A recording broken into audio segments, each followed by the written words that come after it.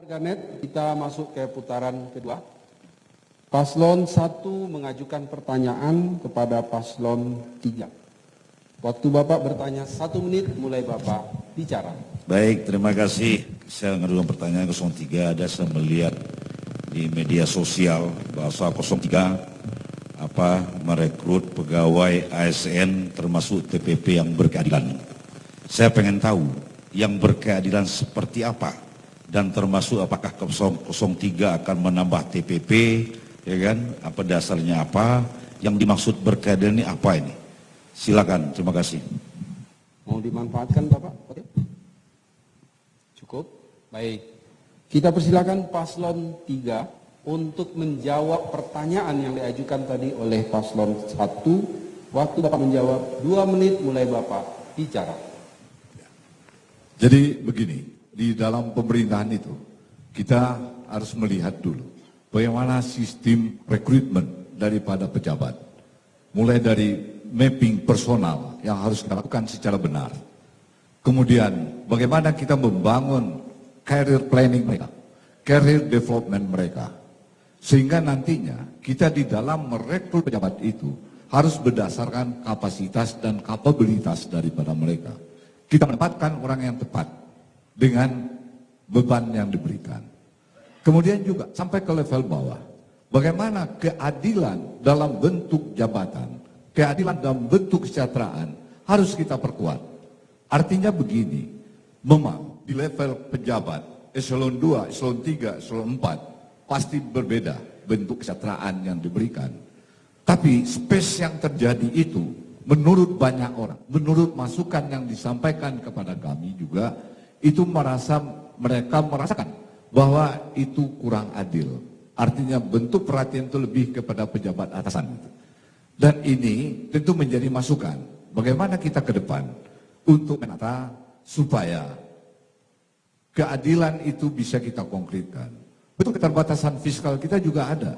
Kita juga harus melakukan maintenance, melakukan pembangunan infrastruktur dan segala macamnya. Tapi profesionalitas daripada ASN juga harus kita hargai lebih. Dan menghargai lebih itu tentu ada rasa keadilan yang kita ciptakan mulai dari pegawai ataupun pejabat yang di bawah, itu harus kita berikan penghargaan. Sehingga pada masanya mereka merasakan kalau orang mendapatkan salary yang seperti ini, maka semua akan berkata itu wajar. Tapi kalau nanti dia mendapatkan salary yang ini akan tidak wajar.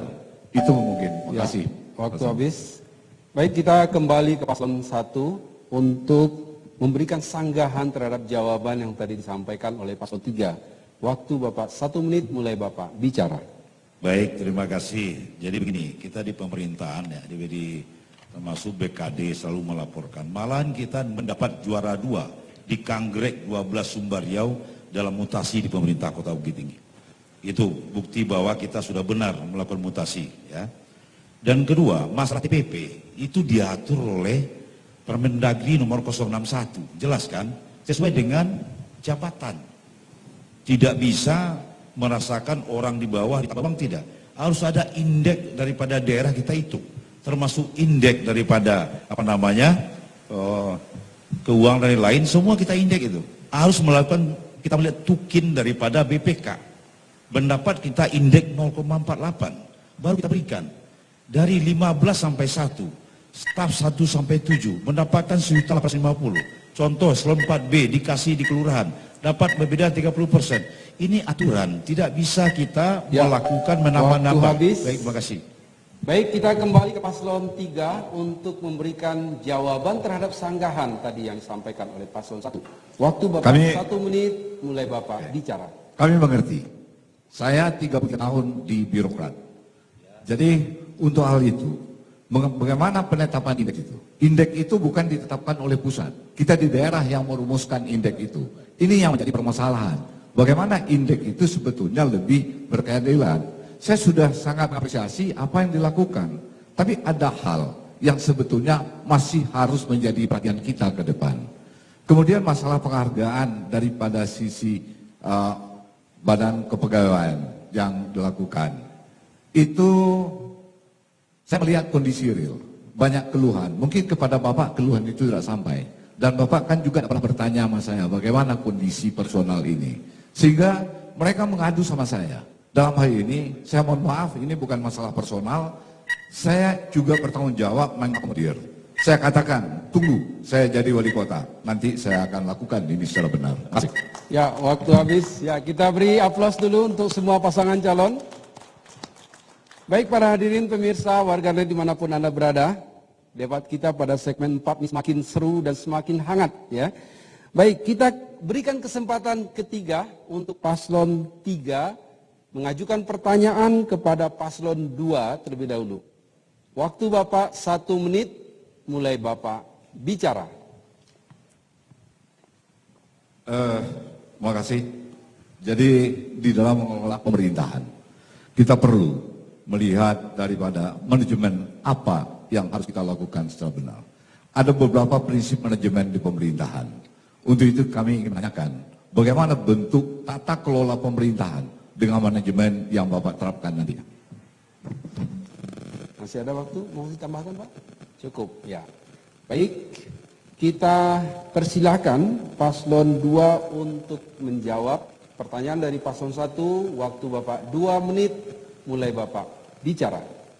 Baik, tadi sudah kita jelaskan bahwasanya perubahan paradigma itu adalah suatu hal yang sangat penting sekali.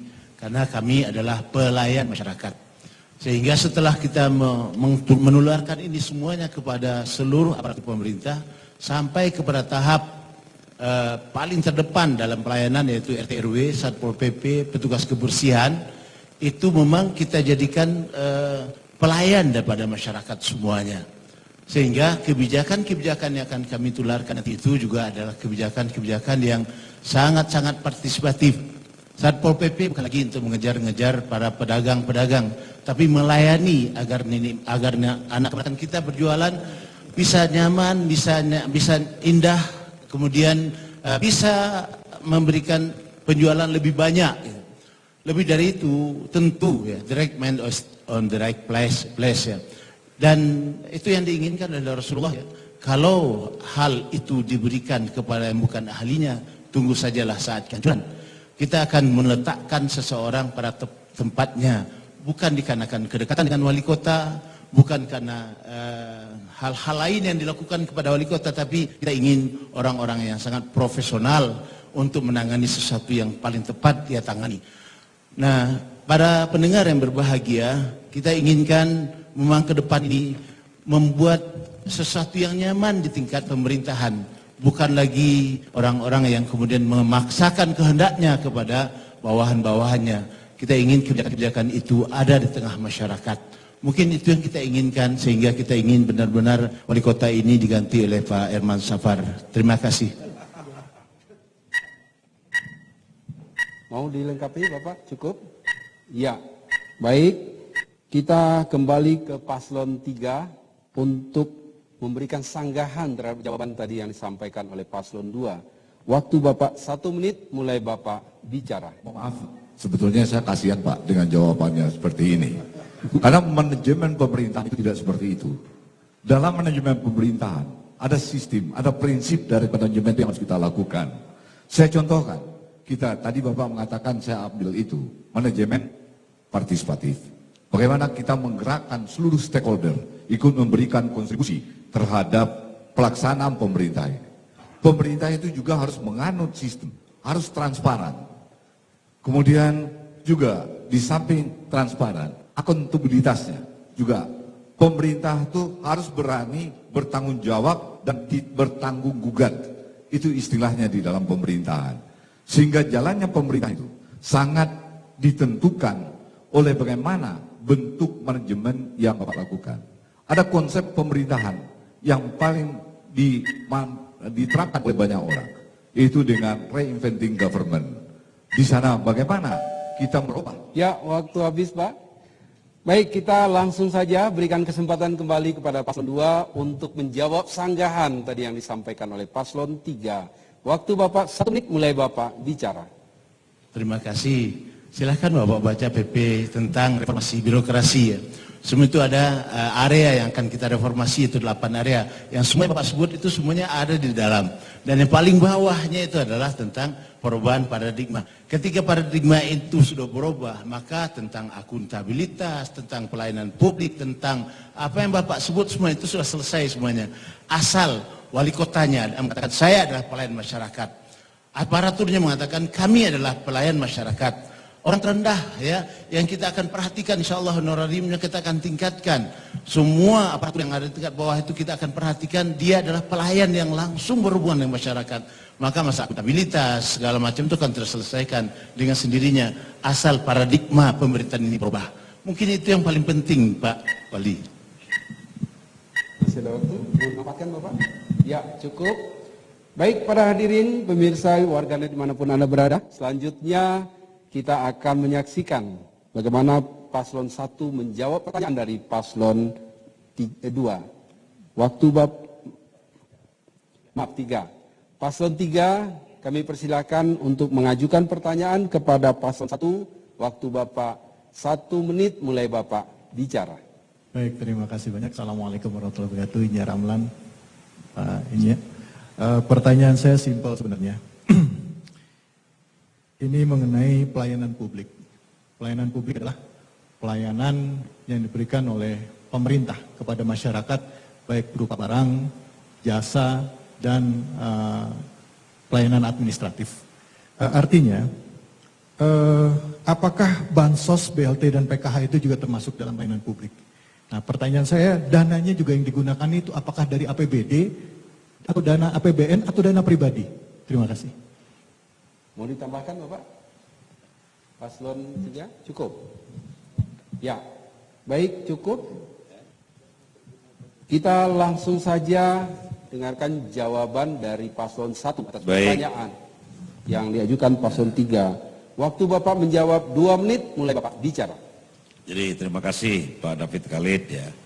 Ini yang pertama bicara soal pelayanan publik. Ya. Artinya fungsi pemerintah itu ada 4.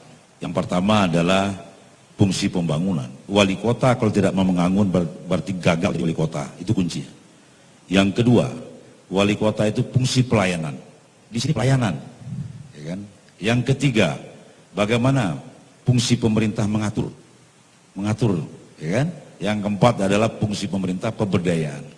Di sini soal pelayanan terhadap dari bantuan-bantuan. Kalau PKH itu dari Menteri Sosial.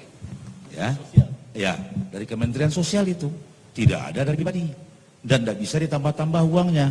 Sudah ada ketentuan. Ya, siapa yang berhak menerima PKH itu? Kader-kader itulah yang mengusulkan kepada dinas sosial. Iya. Dari pemerintah pusat yang Sebentar, jangan dibantah saya ya. Jangan dibantah ya. Dari kader nanti terus ke dinas sosial kita olah, dari dinas sosial terus ke kota saya tanda tangani, dikirim ke pusat, diusulkan. Bantuan itu dari pusat, ya, dari pusat. Nah, dan seterusnya tentu bantuan-bantuan ini kita berikan ada 9 macam PKH itu. Anak sekolah, ya kan, disabilitas, orang tua termasuk yang dilihat oleh 02 yang ada ditaruh itu dibantu itu, dapat bantuan itu. Nah, itulah dari sisi pelayanan, tentu bagaimanapun kita selalu memberikan pelayanan di bidang terhadap bantuan ini yang diusulkan oleh pemerintah daerah. Ini berubah-ubah orangnya. Berubah-ubah ini. So kota ini adalah kota pariwisata. Orang ingin datang ke Bukit Tinggi mencari hidup, ya kan? Persoalan kemiskinan dia bergerak-gerak terus. Sudah banyak kok orang-orang PKH ini yang mengatakan tidak mau menerima bantuan lagi ada. Itu. Baik, sedikit cukup. Ya, cukup. Baik, kita kembali ke paslon 3 untuk memberikan sanggahan terhadap jawaban tadi yang disampaikan oleh paslon 1. Ya, baik, waktu Bapak 1 menit, mulai Bapak bicara. Baik, terima kasih banyak atas jawabannya Pak. Karena memang di dalam hal pelayanan publik juga, di dalam transparansi juga ini sangat dibutuhkan. Artinya sebagai komitmen kita terhadap pemerintahan. Artinya seberapa jauh komitmen Bapak di dalam mewujudkan transparansi dengan menggunakan IT, teknologi, untuk menunjukkan bahwa yang dibantu ini adalah bantuan dari pemerintah pusat dan bukan hanya dari pemerintah, sebagai wujud tanggung jawab kepada pemerintah pusat gitu Pak artinya. Dan juga supaya bisa dipanggil masyarakat. Terima kasih banyak Pak, silakan. Mau ditambahkan Bapak? Ya, saya ingin meluruskan masalah PKH. PKH itu tidak ada urusan dengan kader dan pemerintah kota. PKH itu ada pendamping yang di SK-kan oleh Kementerian Sosial. Kalau di Bukit Tinggi jumlahnya 15. Kelompok PKH itu ada 88. Semuanya masuk by rekening seluruhnya. Tidak ada kader, tidak ada siapapun yang mengintervensi itu. Ini meluruskan saja, makasih. Ya, waktu habis.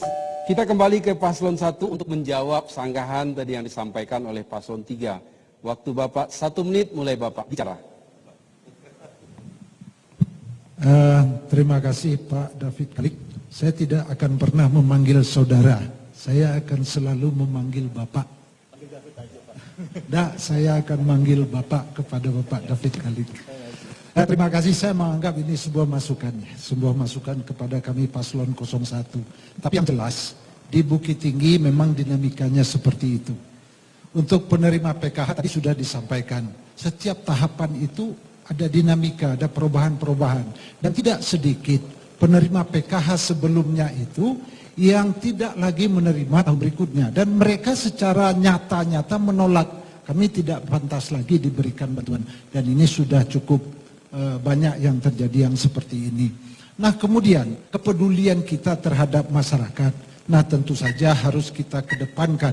Artinya di dalam memberikan pelayanan seperti yang kami sampaikan tadi. Semuanya kantor lurah itu dibangun bukan untuk pegawai. Karena Ya, waktu habis. Baik para hadirin, kita beri aplaus untuk ketiga paslon.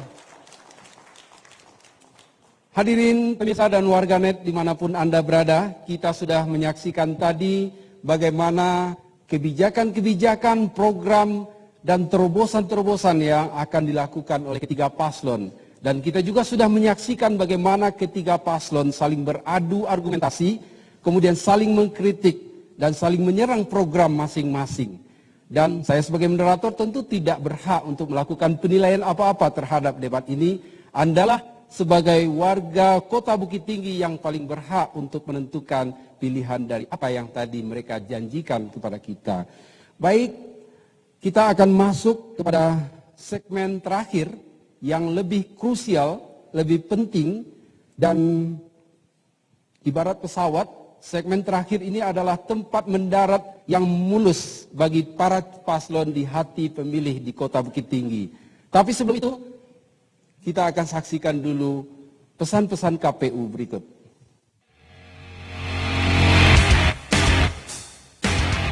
Pemilihan serentak di tahun 2020 memberikan warna tersendiri bagi pemilihan gubernur dan wakil gubernur Sumatera Barat serta wali kota dan wakil wali kota Bukit Tinggi di tahun 2020. Kita melaksanakan pemilihan di masa pandemi. Kita mengajak seluruh masyarakat Kota Bukit Tinggi, mari gunakan hak pilih, hindari golput, hindari politik uang, hindari hoax, hindari ujaran kebencian. Mari menjadi pemilih yang rasional, menjadi pemilih yang cerdas. Ingat, 9 Desember, mari ke TPS.